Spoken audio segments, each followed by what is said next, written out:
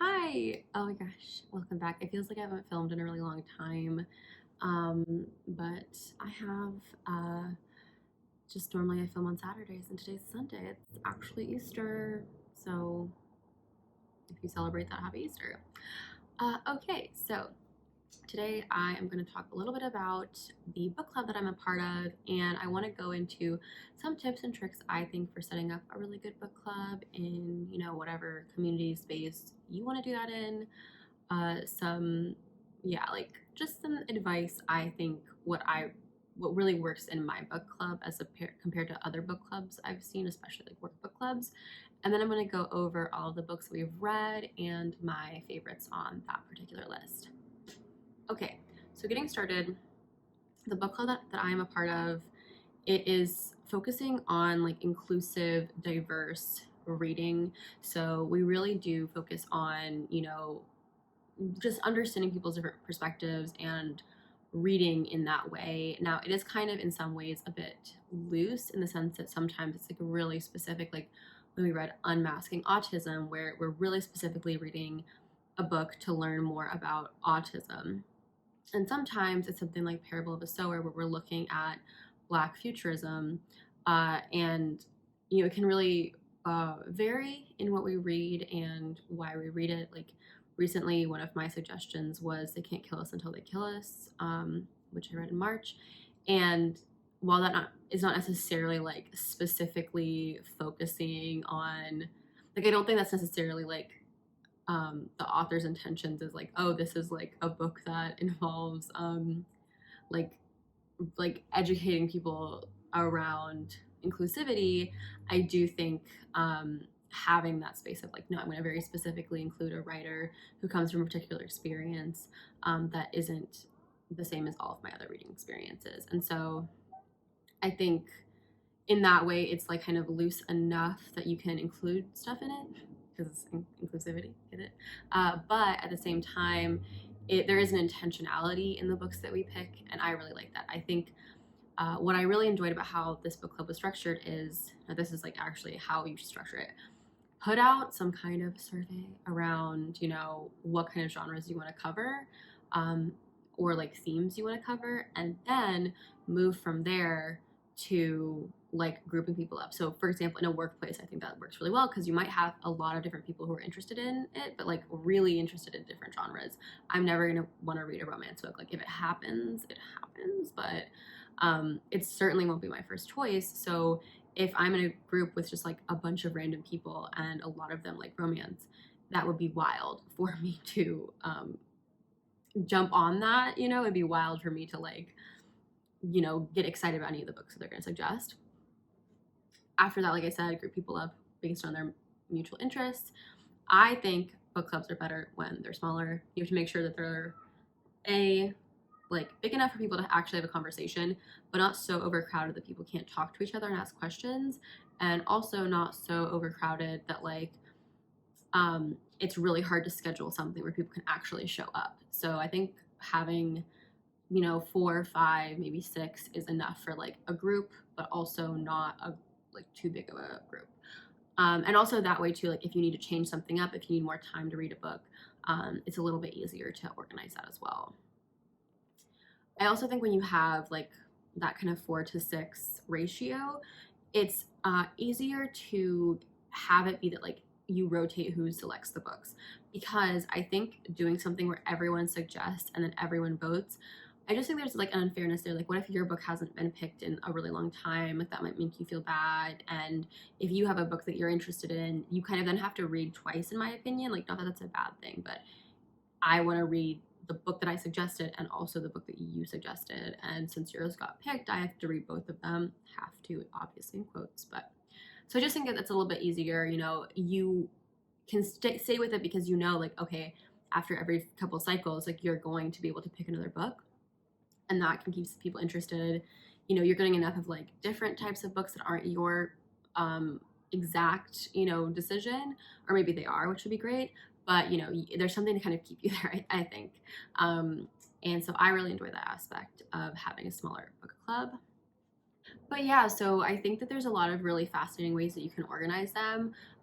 As mentioned earlier, we're an inclusivity book club, but you could definitely do something along the lines of like, I don't know, like reading adventure stories or reading mystery. Like, I don't know. You don't have to go by like typical genres. I do think it's a more effective way, but I also think too, even doing something where it's like around the world, like a book club where, you know, you guys all get together and try to do an around the world theme. I know that the bookish land, I think is her, like she always says it's a unicorn.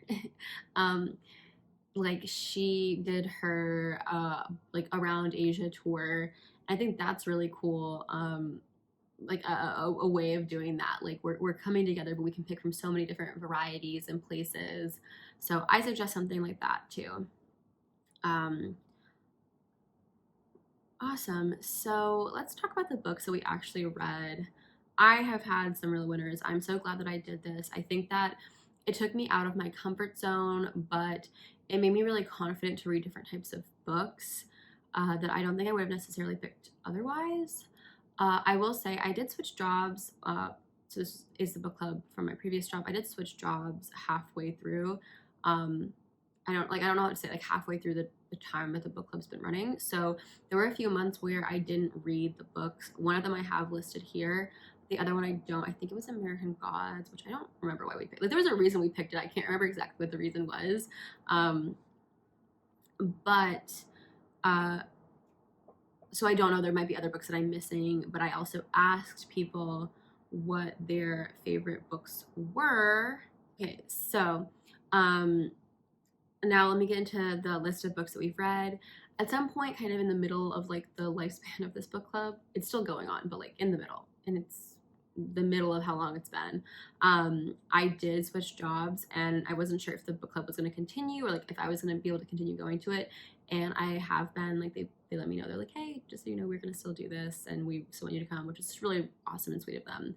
And very much like the point of a book club is like to build a relationship with someone, I think, like through books and literature and conversation. And that's great. And actually another person just left that company, but is still going to be in the book club, which is great. She's the one who started it. Like a lot of these ideas, by the way, are not mine. Like a lot of them came from her. And like some of them were just like, some of them came like from her, and then some of them came from how we like collectively decided to organize our book club. Okay, awesome. So the first book we read, and I do think that if you want to do an inclusivity book club, this is the best first book to read. It's Moving Diversity Forward by Verna Myers, and this goes into like workspaces and how to be a manager who creates and maintains inclusive spaces. We actually were originally going to be like the diversity book club, but then reading her book, we're like, no, we should be the inclusivity book club because the goal is inclusivity, not just diversity.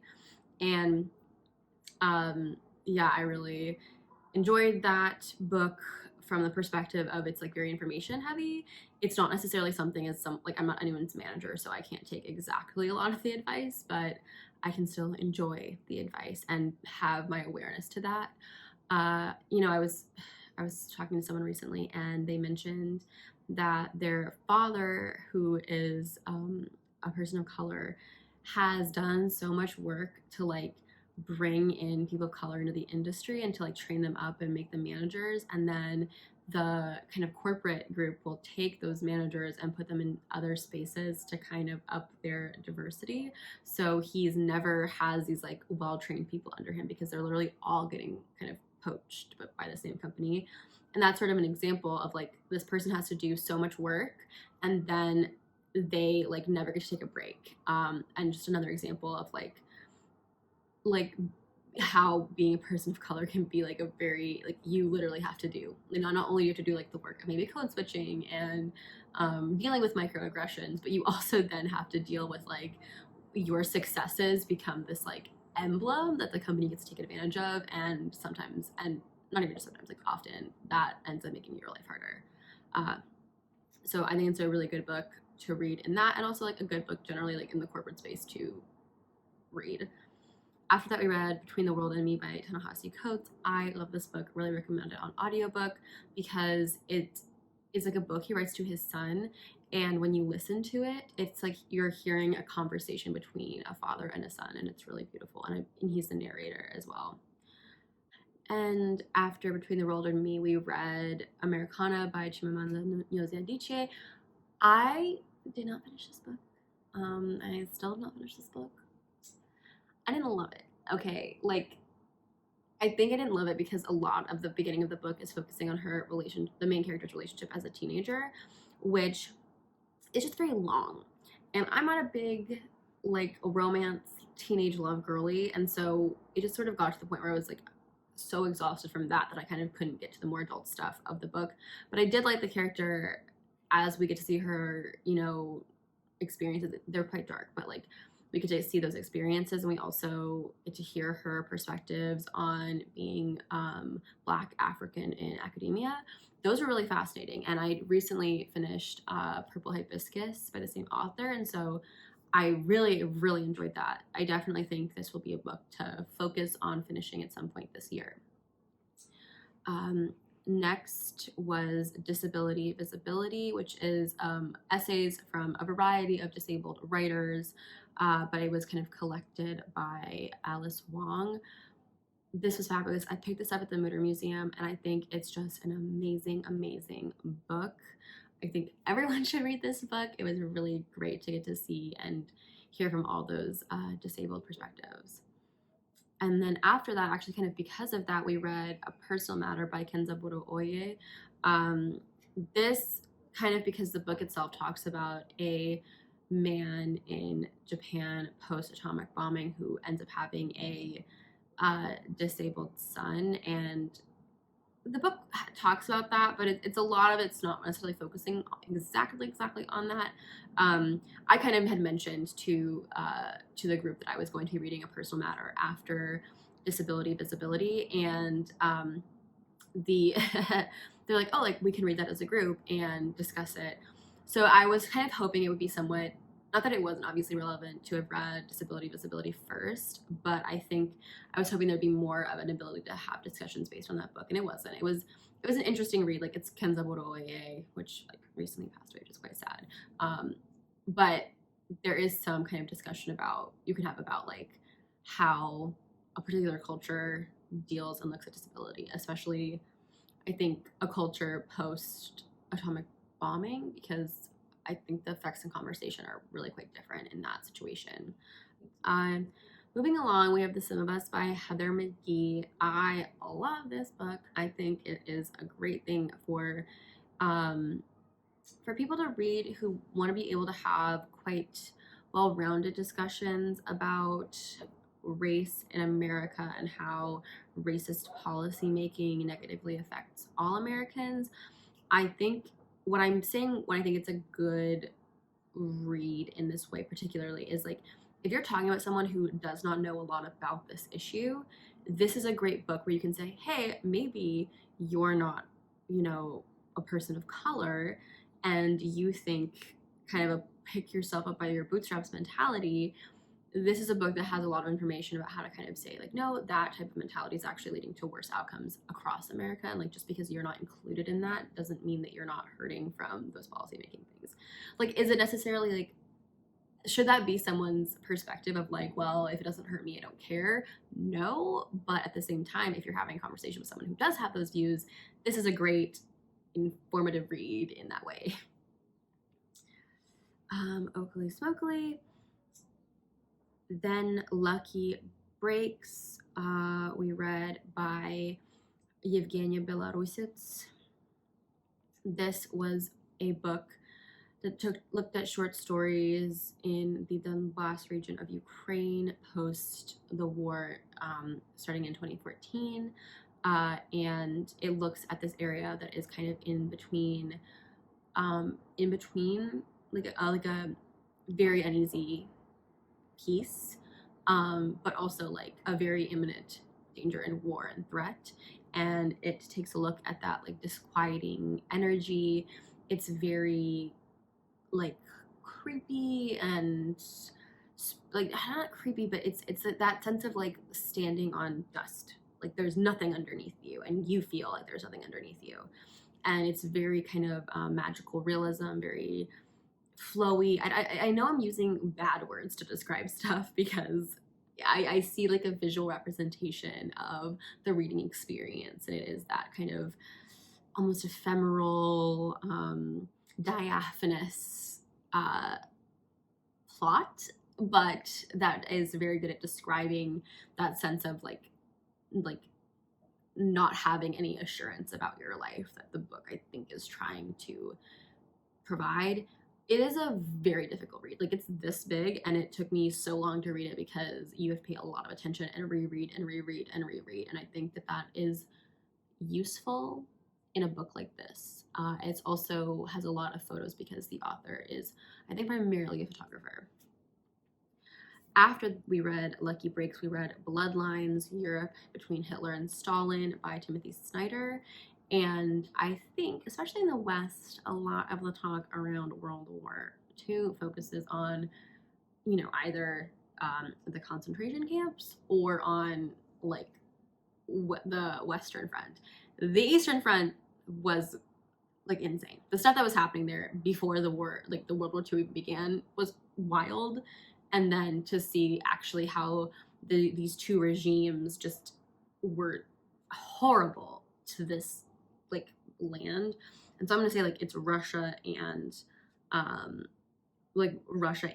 Germany. And I say Russia and the Soviet Union because you'll see in the book how Ukraine, how those countries were affected that were not Russia.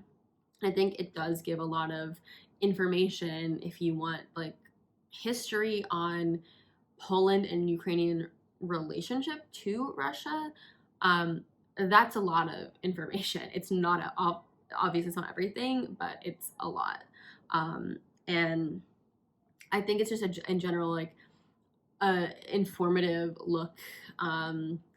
It's an informative look at the war, especially because so much of our attention, I think, gets focused on Hitler, that we don't always look at them in this nice, like, this happened from this side and then this happened from this side, and kind of go down in that way. And I thought that was an excellent point, like an excellent way to write a book. Next is Darius the Great is Not Okay by Adib Khorram. This takes a look at a young, like, mixed Persian American kid who goes to Iran and has to deal with his personal identity while like having to also deal with a family member who is sick. I think it's really well written. I think it also is, I like its depth, because you have this character who is quite clearly like young and queer, but the focus of the story is not on that. That's just like another element to this kid and like what he's experiencing. And so I think that's just such a great look at the book. Like it's so wonderful to have that as part of the story. You also have a kid who has like depression, and so he has these like facets to him, and he has to deal with his identity like as it exists, like who he is, but also his identity as like a Persian person, and like what does it mean to be Persian, and what does it mean to like be American, and like what makes someone for example, in the book, he has to take medication because he's depressed, and the kind of like response from his Persian side of the family is like, well, that's not what we do. And that is something that is like, oh my gosh, if you're from like a mixed culture background, like you feel that so deep in your soul. Like they're culture kids, I think they probably know that so well. Like that's not how we do it. That's not like, that is something about you that is like American, or like, you know, you are not from here because you say that, or because you do that. And oh, it is like a knife to the chest when you hear that, but very accurate. I think a lot of young people can probably really relate to that story. And then we read Nuclear Family by Joseph Hahn. I wasn't in love with this book. I didn't find the characters super likable. Like some of them you're not supposed to find like likable, but some of them, like, I think there was someone I was supposed to relate to, and I was like, you are like, no, I can't really get with you. But it is kind of a discussion of, again, identity, specifically Korean American identity, the politics of North and South Korea, and like land in particular. There is this like relationship to land and colonization that's really fascinating. But basically, a family member has an incident, which you kind of figure out really early on, but I'm still, you can read the book. Sorry. Like they have an incident and it just kind of goes through like that event from that person's perspective and what caused that. And then also like the family having to deal with those repercussions back home. And then the relationship between these family members to each other. I think it's like, it's an okay, but like very, very mid, in my opinion. And after that, we read Parable of the Sower by Octavia E. Butler. Chef's kiss. Love this book. I think it's like great sort of near future sci-fi, like dystopian, apocalyptic, but it's so kind of like bite-sized pieces of all of those things. It's not like you're reading like a crazy sci-fi book, or it's not like you're reading a crazy dystopian book, or it's not like you're reading a crazy apocalyptic book. It's just kind of like very like a whiff, like a, it's like a sci-fi, like you're sitting in a room and a sci-fi like walked past you and you got that like little whiff of it. I love that. I just thought the concept was really cool, and I definitely want to read more of Butler's work because I had a great time, even though it is like really dark and it is not an easy read, but it is a good read. Highly recommend that. After that, we read The Long Way to a Small Angry Planet by Becky Chambers. So this time going like definitely more into that sci-fi realm, and I think it's a cool look at like different ways that we like. There's a lot about like sexuality and gender, but expressed in like outside of a human context, which I think is super cool. And I appreciated those elements of that story, how it kind of took all these characters who would be side characters, but focused on telling us about the kind of life they live and having, you know, like a really diverse and inclusive workspace. And it was really cool. It was really well written. And then the last book that we read in 2022 was The Pretty One by Kia Brown. I really enjoyed this book. I thought it was so like awesome. Like I just love this the writer. She's so great, and I'm excited to see like what she does with her career. I think she should definitely be like a producer or like a writer of TV shows, especially starring young Black disabled women. I would love to see it, Kia Brown. If you're out there, like you and me are both wishing that into existence. She gave me like sorry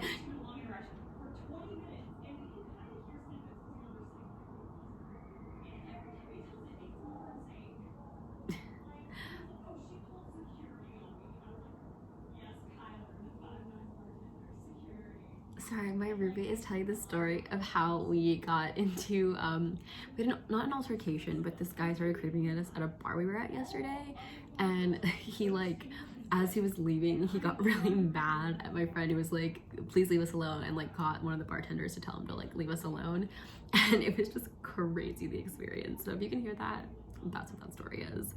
It was wild. He like, like, first of all, my friend, my roommate, was like talking for all of us, being like, hey, like leave us alone, we're not interested, go away.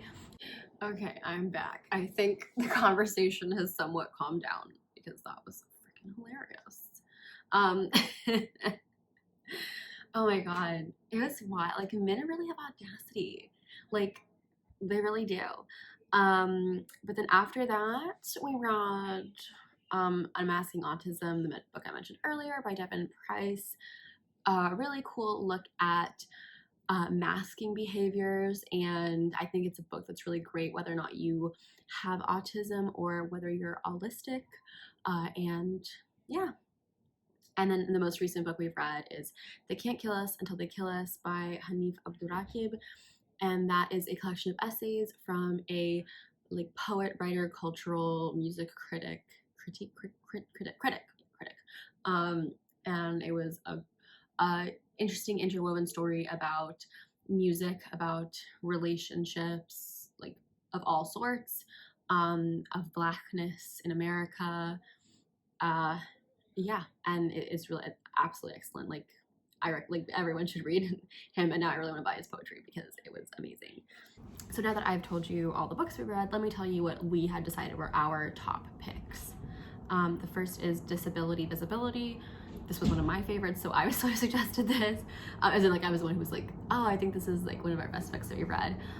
We also really liked Bloodlines because it's just so informative, and I think if you want to have conversations about World War II, this is a good material, or like even the current full-scale invasion by Russia and Ukraine. Like this is, I think, informative and helpful. Then also Unmasking Autism. That was, I think, very popular just because it is, again, it's really informative. It really does just give you so much information on like how to understand and contextualize autism, again, whether or not you have it or you're autistic. Like I feel like I learned a lot, and I learned a lot about, I changed my views on things, which I think is always really powerful when a book can do that. And then this is one of the books that I know they read that I didn't get to read, and that was On Fragile Waves by E. Lily Yu. And this, I believe, is like a immigrant story. I don't exactly remember like what situation's going on there, but they really like that, so maybe I should read that, or you should read that. So that is it for me today. I hope you enjoyed learning about maybe how to put a book club together, or some of the books we've read. Let me know if you're a part of a book club and any suggestions you have. Obviously this is very much like for a like working space. I don't know what it looks like if it's kind of just among your friends, but I do think some of the same kind of tips and tricks can apply. So yeah, thank you so much, and I will see you in the next video.